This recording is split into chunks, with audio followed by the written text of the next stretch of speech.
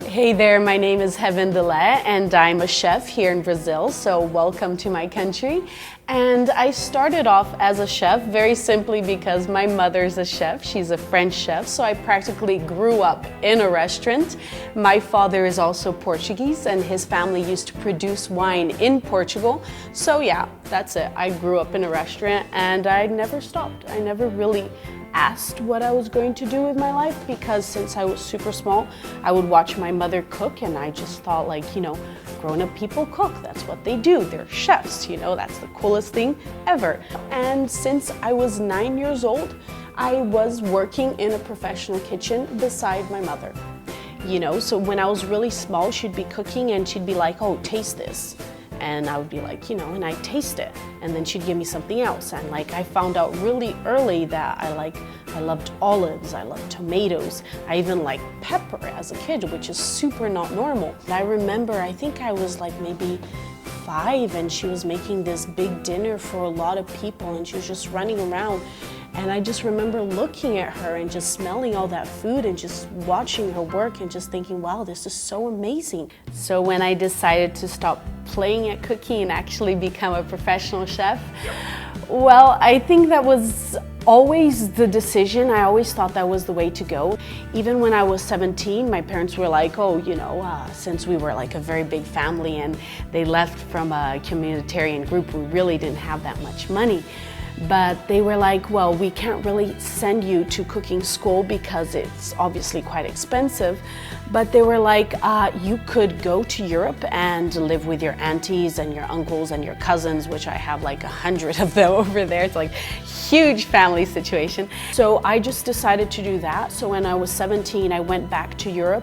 I stayed living in France and in Portugal, a little bit in Spain, a little bit in Italy, always working as a chef and always because someone in the family knew a chef. They were like, oh, you know, she's really good, she's really dedicated. I would do double shifts, you know, because I really wanted to learn. Oh, definitely. Traveling is like the best thing ever, you know, because you're seeing different places, and that's why I really like being a chef, because you're allowed to go to different places and work in different restaurants, and you see different food, you meet different people. You can really tell a lot about a culture because of what they eat, you know, their food, their style.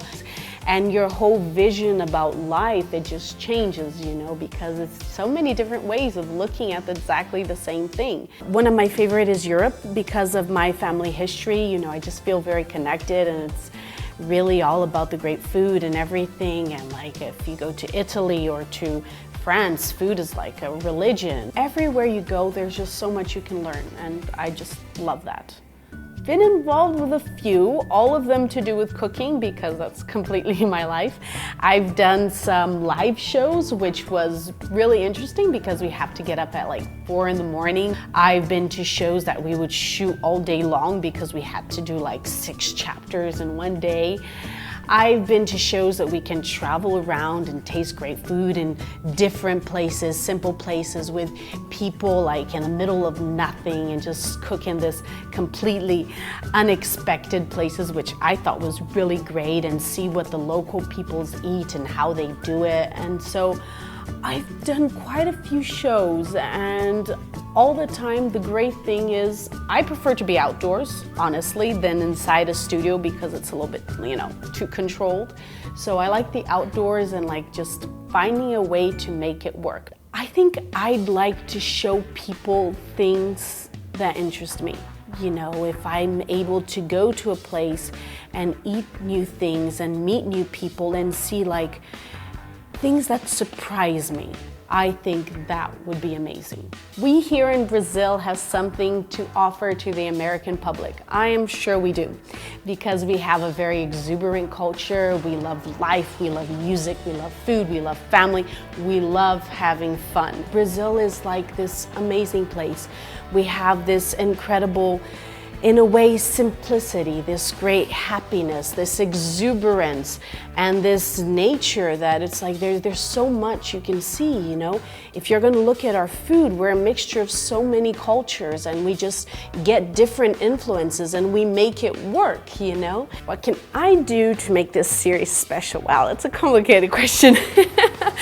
I think I could just show you guys my experiences, what I feel, what I like, what I taste, you know, just the whole, you know, just pass it on, you know, what I'm feeling, just give you guys a little bit of that experience and that feeling and just the awe and the great fun of all of it. I think eating is all about pleasure, you know, you don't have to overeat to be happy. I think I got that a lot from my European family. We love eating. We sit on the table and we stay for hours. Like, so we would start off with the apéritif, and then we'd go to the kitchen together and we'd make a great meal. We'd sit down like around 1:30 in the afternoon, and we honestly would not leave the table until 6 o'clock in the afternoon.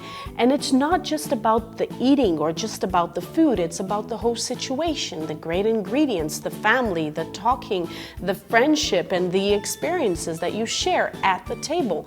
Yeah, that's about it. But I love eating well. It's all about the food for me. If I'm on vacation, it's all about where am I going and what I'm gonna eat. It's always like that.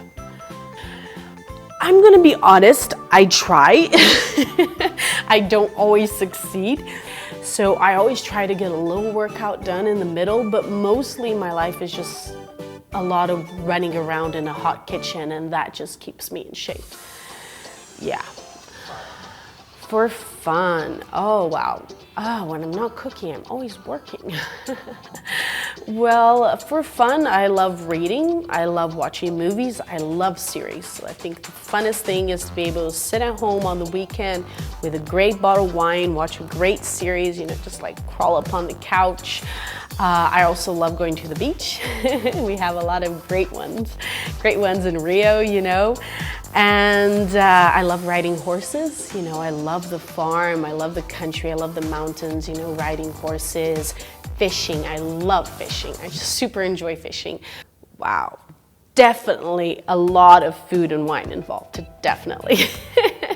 A great restaurant, great food, some great wine. I also really enjoy champagne, and probably going out after to dance because I love dancing. I think it's really fun and it completely de-stresses me to, you know, just sway to the music and just like not count the time when you get home. Hopefully the sun will be up. That's my style of a great night.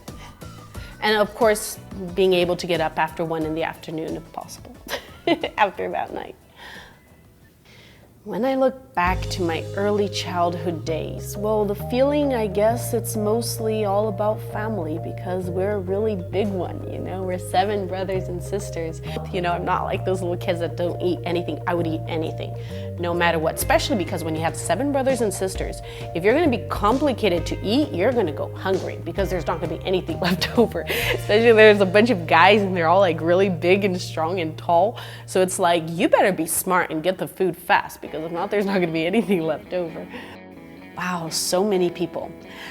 Obviously, first my mother, and then I just started studying all the great chefs, since the classic chef until the new ones, you know, and just like Raymond Blanc and some of the other ones that also make TV, which I think are just really great, like Gordon Ramsay.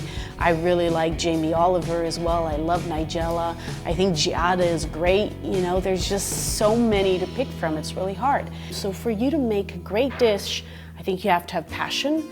You have to have knowledge, you have to have experience, and you have to see it as an art at the same time. So it's a mixture of all of that to make a great dish. And if you're gonna do that in a restaurant, it's that times 100 because of all the logistics you need.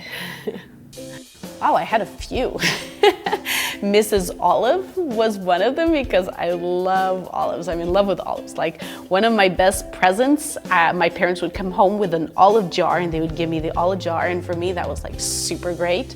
Maybe there are a few vacations I regret not having taken because I was always so focused on work. So maybe more travel for fun and a little less focus on work.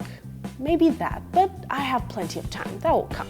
No, I have no prejudice. I taste absolutely everything, no matter how bizarre some people might think it is. The other day, I took my whole family and we went to eat a pig head, and it was really great, you know? So there's like these cheaper cuts, these different things that many people are not brave enough to taste, or they just look at it like, oh my God, that's so bizarre. But why should it be? I think something definitely to do with travel.